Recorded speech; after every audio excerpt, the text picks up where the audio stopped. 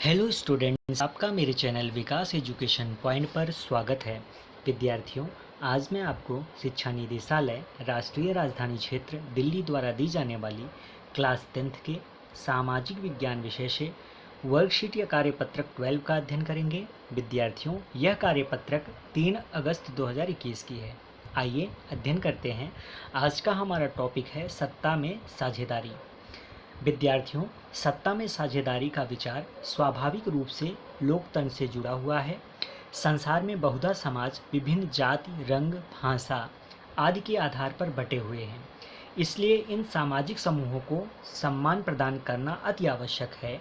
सत्ता में साझेदारी के परिणामों को जानने के लिए हम बेल्जियम का उदाहरण की सहायता लेंगे। बेल्जियम यूरोप का एक छोटा सा देश है। इसकी आबादी 1 करोड़ से थोड़ी अधिक है।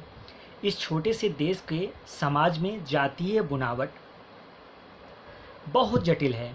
यहाँ की 59% आबादी फ्लेमिश क्षेत्र में रहती है और डच भाषा बोलती है। लगभग 40% आबादी बेलोनिया क्षेत्र में रहती है और फ्रेंच बोलती है। राजधानी ब्रुसेल्स में 80% आबादी फ्रेंच भाषी है, जबकि 20% डच भाषी है। अल्पसंख्यक फ्रेंच भाषी लोग तुलनात्मक रूप से ज़्यादा समृद्ध और ताकतवर रहे हैं। बहुत बाद में जाकर आर्थिक विकास और शिक्षा का लाभ पाने वाले डच भाषी लोगों को इस स्थिति से नाराज़गी थी। इसके चलते 1950 से 1960 के दशक में फ्रेंच और डच बोलने वाले लोगों समूहों के बीच तनाव बढ़ने लगा। डच भाषी लोग देश में बहुत बहुमत में थे, परंतु राजधानी ब्रुसेल्स में अल्पमत में थे। ठीक है, आगे देखते हैं बच्चों। 1970 से 1993 के बीच बेल्जियम ने अपने संविधान के 4 संशोधन सिर्फ इसलिए किए ताकि देश में किसी को बेगानेपन का एहसास न हो सके एवं सभी मिलजुल कर रह सकें। टकराव को रोकने के लिए उठाए गए कुछ कदम हैं, आइए इसको देखते हैं बच्चों। पहला है, केंद्र सरकार में डच व फ्रेंच भाषी मंत्रियों की समान संख्या हो गई।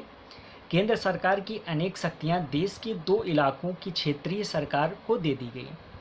ब्रुसेल्स में अलग सरकार है, इसमें दोनों समुदायों को समान प्रतिनिधित्व दिया गया और सामुदायिक सरकार का निर्माण इनका चुनाव संबंधित भाषा के लोगों के द्वारा होता है। इस सरकार के पास सांस्कृतिक, शैक्षिक तथा भाषा संबंधी शक्तियाँ हैं। ठीक है, तो ये था टकराव को रोकने के लिए उठाए गए मुख्य कदम। आइए बच्चों, अब कुछ प्रश्न दिए गए हैं, इन प्रश्नों के उत्तर करते हैं। सही विकल्प का चयन करना है। पहला प्रश्न है, बेल्जियम में किस भाषा को बोलने वाले लोग बहुसंख्यक में हैं? तो बहुसंख्यक जो हैं वो हैं 4 ऑप्शन है इसमें, फ्रेंच, डच, जर्मन और अंग्रेजी, जिसमें आंसर हो जाएगा बच्चों डच। नेक्स्ट क्वेश्चन है, निम्नलिखित में से कौन सा बेल्जियम में टकराव रोकने के लिए उठाया गया कदम नहीं था? तो इसमें 4 ऑप्शंस हैं। क्षेत्रीय सरकारों की शक्तियां दी गई, पहला। दूसरा है सामुदायिक सरकार का प्रावधान। तीसरा है सामुदायिक सरकार को चलाने के लिए राज्यपालों की नियुक्ति। और चौथा है ब्रुसेल्स में अलग सरकार। तो इसका आंसर हो जाएगा बच्चों सी, सामुदायिक सरकार को चलाने के लिए राज्यपालों की नियुक्ति। यह था जिसको जो है ये कदम नहीं उठाया गया था, जबकि क्षेत्रीय सरकारों की शक्तियाँ दी गई थी, सही है। सामुदायिक सरकार का प्रावधान सही है, और ब्रुसेल्स से अलग सरकार ये भी सही है, जबकि थर्ड ऑप्शन गलत होगा। ठीक है, चलिए, ये था आज का हमारा कार्यपत्रक। बच्चों, कोविड-19 जैसे महामारी से सुरक्षित रहने के लिए हमें नियमित रूप से अपने हाथों को साबुन व पानी से धुलना चाहिए। धन्यवाद।